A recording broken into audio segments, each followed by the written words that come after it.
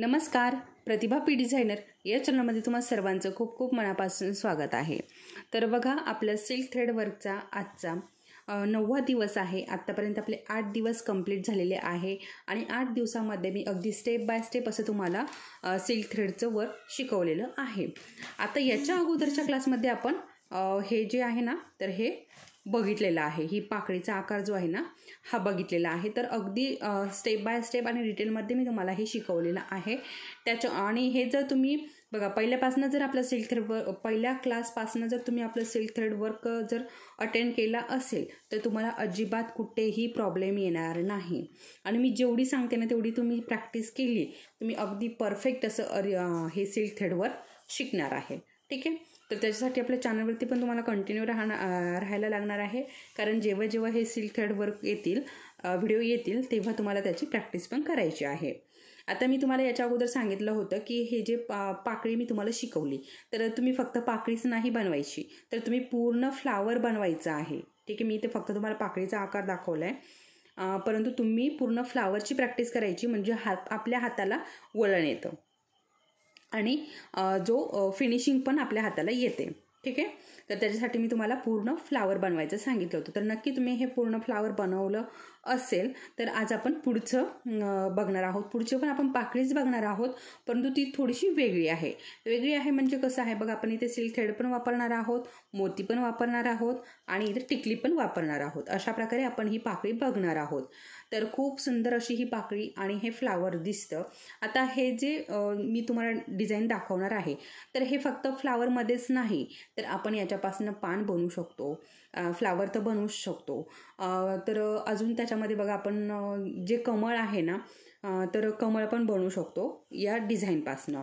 त्याचबरोबर आपण जर मोर बनवला तर मोर पण आपण अगदी अतिशय सुंदर असं हे डिझाईन जर वापरून केला तर खूप सुंदर असा मोर तयार होतो। अजूनही खूप सारे वेगवेगळे याच्यामध्ये आपण हे डिझाईन वापरू शकतो।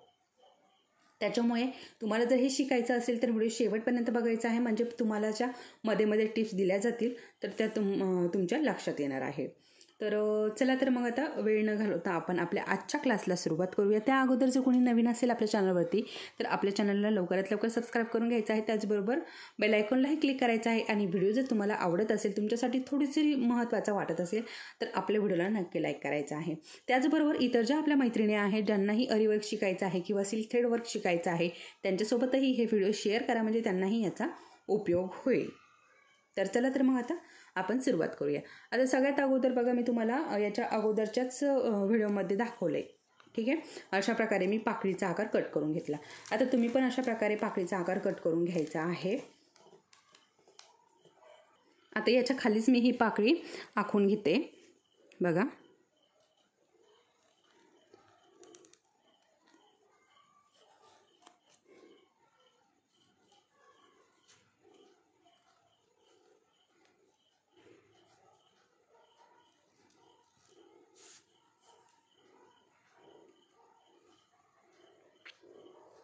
अशा प्रकारे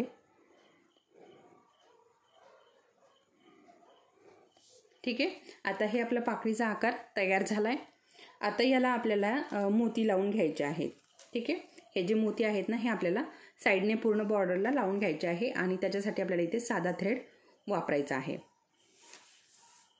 तर इथे मी हा साधा थ्रेड घेतलेला आहे आणि खालच्या बाजूने जाड गाठ देऊन घ्यायची आहे, म्हणजे आपल्या कपड्यातून ती वरती येत नाही। आणि बघा, इथनं मी सुरुवात केली। आता कुठनं पण आपण हे सुरुवात करू शकतो, असं नाही की इथनंच करायची, कुठल्याही बाजूने आपण याला सुरुवात करू शकतो।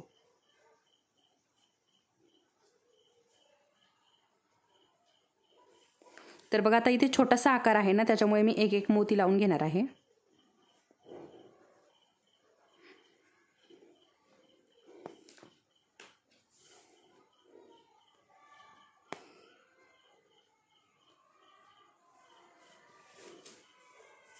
आता एक एक मोती लावण्याचं कारण काय तुम्हाला माहिती असेल, की आपला हा छोटासा आकार आहे आणि आपण जर 2 मोती लावले तर तो आकार जो आहे ना तो बदलू शकतो।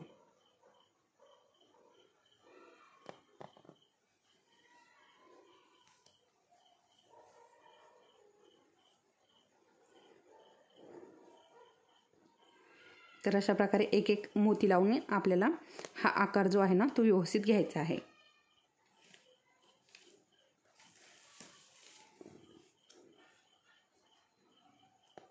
अशा पद्धतीने. ठीक आहे.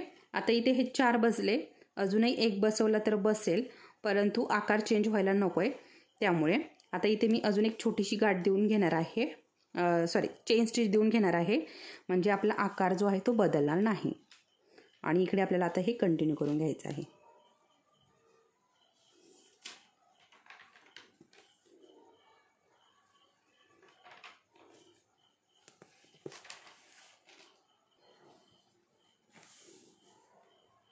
तर हे बघा, आता इकडे आपण 2-2 लावून घ्यायचे.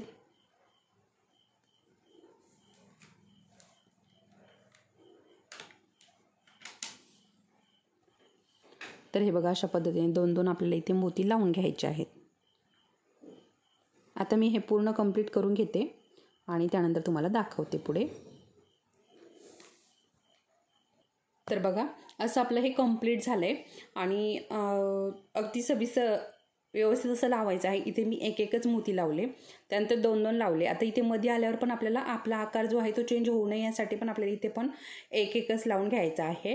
म्हणजे काय होतं ना, एक एक लावल्याने आपला आकार जो आहे तो बदलत नाही, जसाच्या तसा राहतो. आता आपल्याला सिल्क थ्रेड घ्यायचा आहे आणि आपली जी गोंड्याची सुई आहे बघा, याच्या अगोदर बऱ्याचदा मी तुम्हाला ही सुई दाखवलेली आहे. तर हिच्यामध्ये आपल्याला सिल्क थ्रेडचे धागे भरून घ्यायचे. आता बघा, आपण नेहमी काय करतो, इकडनं 7 आणि इकडनं 7 असे 14 धागे घेतो. आता यावेळेस काय केलं आहे, इकडनं 5 आणि इकडनं 5 असे 10 धागे घेतलेले आहे. कारण बघा, आपल्याला इथे टिकली बसवायची आहे, टिकली लावायची आहे. तर ही जी टिकली आहे ना, व्यवस्थित ती पण दिसावी आणि आपलं हे डिझाईन व्यवस्थित दिसावं यासाठी इथे कमी धागे घेतलेले आहेत. तर असेच आपल्याला 10 धागे घ्यायचे आहेत आणि आपला खालचा धागा जो आहे ना तो कट करून घ्यायचा आहे, म्हणजे मध्ये येणार नाही. तर खालचा धागा कट करून घेतला आहे. सुईमध्ये धागा भरून घ्यायचा आहे, टिकली घ्यायची जवळ.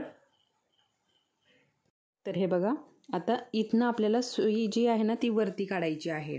आता थोडंसं वरती अंतर ठेवायचं आहे बघा, थोडंसं वरती अंतर ठेवायचं आहे आणि एक टिकली बसेल एवढं वरती अंतर ठेवायचं. खालच्या बाजूने सुई आपल्याला वरती काढायची आहे. आता एक टिकली घ्यायची, इथे टाकू शकता किंवा हे बघा, आता इथे टाकून घेतली मी आणि हे बघा 1 आणि 2 अशा प्रकारे आपल्याला सुईला 1 पिळा देऊन 2 पिळे देऊन घ्यायचे. किंवा मग बघा, तुम्ही जर एकही दिला तरी चालेल किंवा 3ही दिले तरी चालेल. आता टिकलीच्या हिशोबाने द्यायचं आहे, टिकली किती मोठी आहे किती छोटी आहे. त्यानंतर अशा प्रकारे आपल्याला व्यवस्थित अशी इथे आपली ही फ्रेंच नॉट जी आहे ना ती द्यायची आहे. अशा पद्धतीने बघू शकता, अशा पद्धतीने इथे आपली फ्रेंच नॉट बसलेली आहे. आता सेम तसंच करायचं आहे. आता इथनं मी धागा वरती काढला आहे, त्याच्या शेजारूनच काढलेला आहे. बघू शकता, सुईवरती काढली आणि याला 1 आणि 2 असे पिळे द्यायचे. आपली टिकली जवळ घ्यायची. अशा प्रकारे पण करू शकता.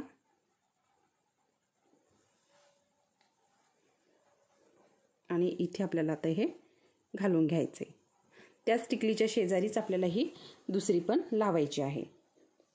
त्यानंतर आपला धागा व्यवस्थित असा आपल्याला हातामध्ये पकडायचा आहे, म्हणजे गुंता होणार नाही.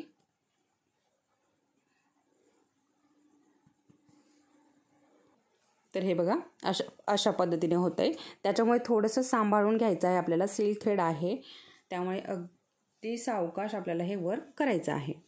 आता बघा, परत मी इथे टिकली टाकून घेते आणि पिळी देऊन घ्यायचे सुईला 2. ठीक आहे. आणि परत त्याच्या शेजारीच आपल्याला हे टाकून घ्यायचे. लगेच धागा हातामध्ये सेट करून घ्यायचा, म्हणजे इथे गुंता होत नाही.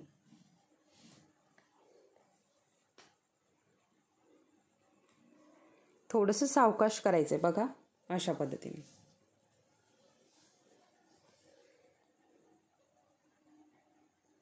त्या शेजारी अशाच पद्धतीने आपल्याला ही लाईन अगोदर कव्हर करून घ्यायची.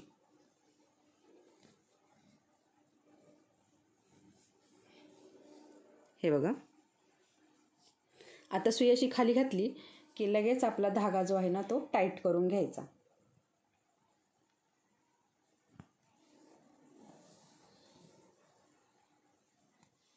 हे बघा, ठीक आहे, येतंय लक्षात. अतिशय सावकाश, आपण कुठलंही सिल्क थ्रेडचं वर्क करत असाल तर अतिशय सावकाश आपल्याला हे वर्क करायचं आहे.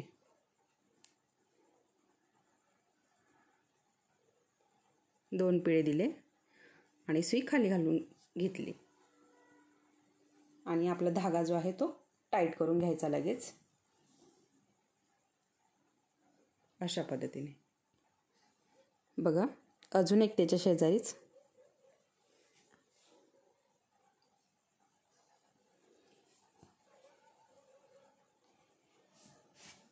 दोन पिळे द्यायचे, टिकली सुईमध्ये अडकून घ्यायची.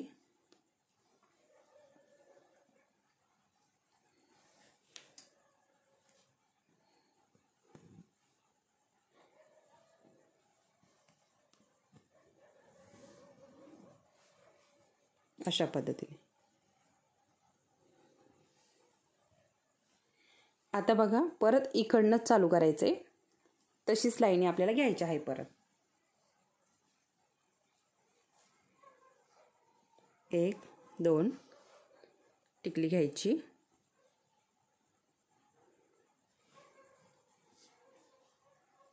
धागा टाईट करून घ्यायचा.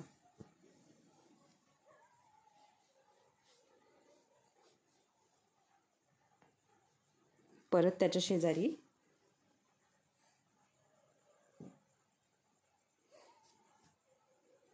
1 2 पिळे घ्यायचे, टिकली घ्यायची, खाली घालून घ्यायचं, धागा टाईट करून घ्यायचा.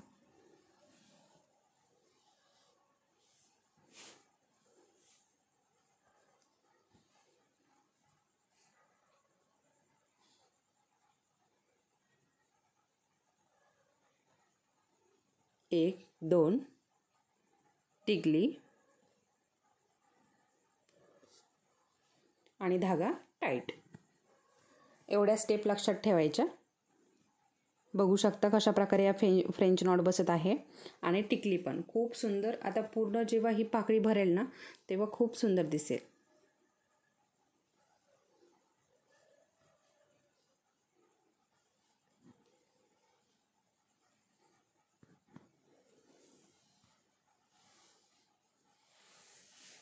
हे बघा, सेम तसंच करायचं आहे कंटिन्यू. 1 2 टिकली घ्यायची, सुई घालून घ्यायची आणि धागा टाईट करायचा. इकडे पण सेम तसंच. 1 2 आपली टिकली,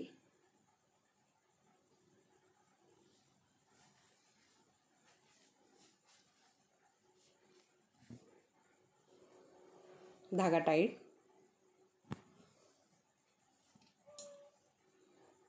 सेम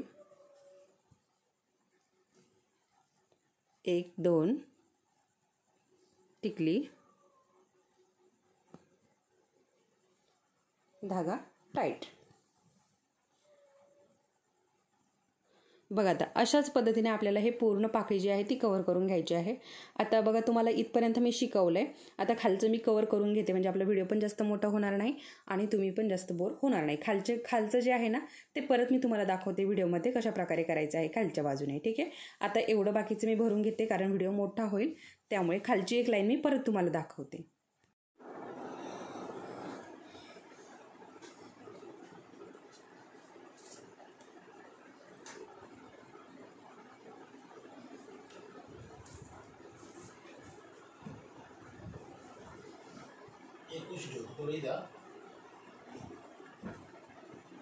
ती दीदीनेच ठेवली ती म्हणजे मम्मी इथं उशी. नाही जायचं मम्मी तू वर.